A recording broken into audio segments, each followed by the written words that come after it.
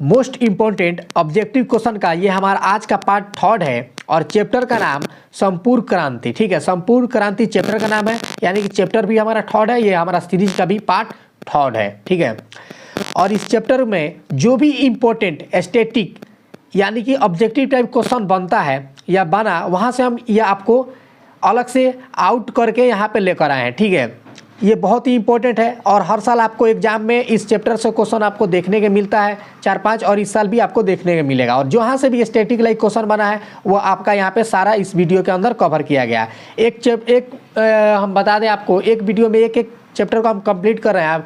हो सकता है हम बीच में एक वीडियो में 2-2 चैप्टर को भी कंप्लीट करेंगे। ठीक है, और 2 पार्ट हम ऑलरेडी ला चुके हैं, पार्ट 1 और पार्ट 2। जो लोग नहीं देखे हैं देख सकते हैं, उसका लिंक हम आपको डिस्क्रिप्शन में दे देंगे या हमारे प्लेलिस्ट से भी देख सकते हैं। चलिए हम स्टार्ट करते हैं। जो हमारा पहला क्वेश्चन है वो है संपूर्ण क्रांति की शुरुआत कब हुई। ठीक है, इसका सन बताना है। तो ये संपूर्ण क्रांति ये चैप्टर का नाम है। ये क्या है, अगर ये पूछा जाए ऐसे कि ये क्या है, तो ये एक भाषण है और ये कब स्टार्ट हुआ था 1974। ऑप्शन ए हमारा सही है। देखिए इस चैप्टर से जितना भी हमारा क्वेश्चन बन रहा है सारा इसके वीडियो के अंदर मिलेगा। संपूर्ण क्रांति क्या है, देखिए यहाँ पे पूछ लिया संपूर्ण क्रांति क्या है। ये एक निबंध है, भाषण है, कहानी है, इनमें से कोई नहीं। तो ये एक भाषण है 1974 में जो दिया गया है, आपको हमेशा से याद रहेगा ये। आगे हम बढ़ते हैं। जयप्रकाश नारायण के पिताजी का क्या नाम था। तो जयप्रकाश नारायण जो है, इनका पिताजी का क्या नाम था। तो इनका जो पिताजी का जो नाम था वो था रामदयाल। ठीक है, ऑप्शन सी हमारा सही है। देखिए अब सुनिए आप, ये जयप्रकाश नारायण कौन है। तो ये जयप्रकाश नारायण संपूर्ण क्रांति के लेखक है। ये भी पूछा जा सकता है संपूर्ण क्रांति के लेखक कौन है, तो जयप्रकाश नारायण। आगे हम बढ़ते हैं 4 नंबर क्वेश्चन पे। जयप्रकाश नारायण ने किस साल छात्र आंदोलन का नेतृत्व किया। किस साल किया था, तो ये जो जिस साल किए थे उसी साल ये संपूर्ण क्रांति का भाषण भी दिए थे 1974 ईस्वी। ऑप्शन सी हमारा सही है। आगे हम बढ़ते हैं क्वेश्चन नंबर 5 पर। तो जो हमारा क्वेश्चन नंबर 5 है वो है जयप्रकाश नारायण के बचपन का क्या नाम था। जब बचपन का क्या नाम था, तो बहुत लोग एक सीरियल है वो देखे होंगे बालवीर, उसमें बालवीर का पृथ्वीलोक पे क्या नाम रहता था, बल्लू। तो ये उसका बल्लू, और इनका जयप्रकाश नारायण का बचपन का नाम बल्लू। ऑप्शन सी हमारा यहाँ पे सही है। आगे हम बढ़ते हैं 6 नंबर पे। जयप्रकाश नारायण ने संपूर्ण क्रांति वाला ऐतिहासिक भाषण कहाँ और कब दिया था। कब दिया था हमें तो पता चल गया है, 1974 में दिए थे, 5 जून 1974। लेकिन कहाँ पे, तो ये पटना में दिए थे। ऑप्शन डी हमारा यहाँ पे सही है। आगे हम बढ़ते हैं नेक्स्ट क्वेश्चन पे। दिनकर जी किस लिए प्रसिद्ध थे। दिनकर जी जो थे वो किस लिए प्रसिद्ध थे, वो थे साहित्यिक रचनाएं के लिए। ठीक है, ऑप्शन ए हमारा यहाँ पे सही है। आगे हम बढ़ते हैं। माटी की मूर्ति रचना किसकी है। ठीक है, ये एक रचना, इसकी राइटर जो है वो कौन है। ठीक है, इसका जो करेक्ट आंसर बनेगा राम वृक्ष बेनीपुरी। ऑप्शन बी हमारा यहाँ पे सही हो जाएगा। ठीक है, 8 का बी। आगे हम बढ़ते हैं।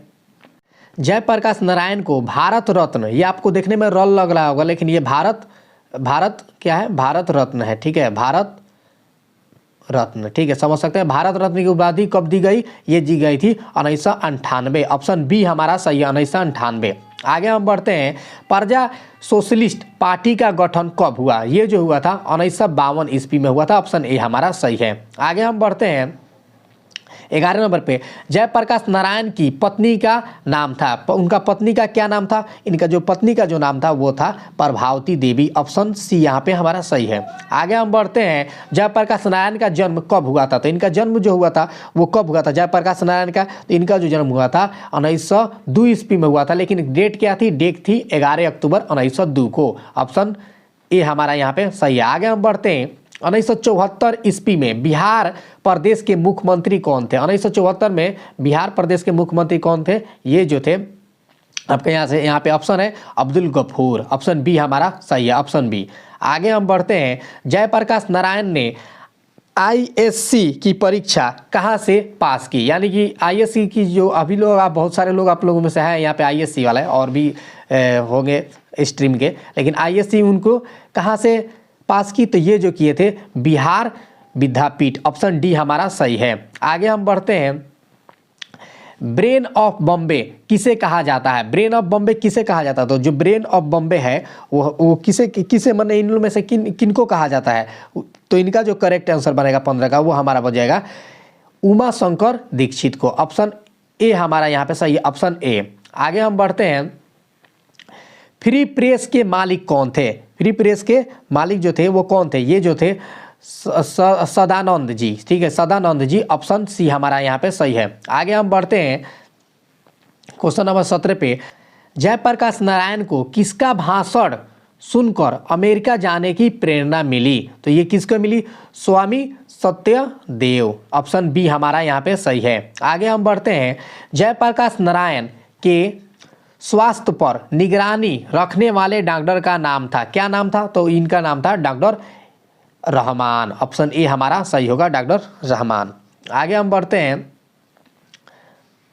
जयप्रकाश नारायण को किसका दलाल कहा गया? किसका दलाल कहा गया? तो इन्हें अमेरिका का दलाल कहा गया था, ठीक है। ऑप्शन डी, यहाँ पे ऑप्शन नीचे है, स्क्रॉल करके दिखा रहे हैं, अमेरिका का दलाल कहा गया है। ऑप्शन डी हमारा यहाँ पे सही है। आगे हम बढ़ते हैं, जयप्रकाश नारायण का जन्म कहाँ हुआ था? जयप्रकाश नारायण का जन्म जो हुआ था वो कहाँ हुआ था? देखिए ये हुआ था सिताब दियारा, ये ऑप्शन बी हमारा सही है, ये सारण में है, ठीक है। आगे हम बढ़ते हैं, देखिए अगर कोई क्वेश्चन अगर हम गलत बता दे रहे हैं तो उसका सही आंसर आप जरूर कमेंट कीजिएगा, ठीक है।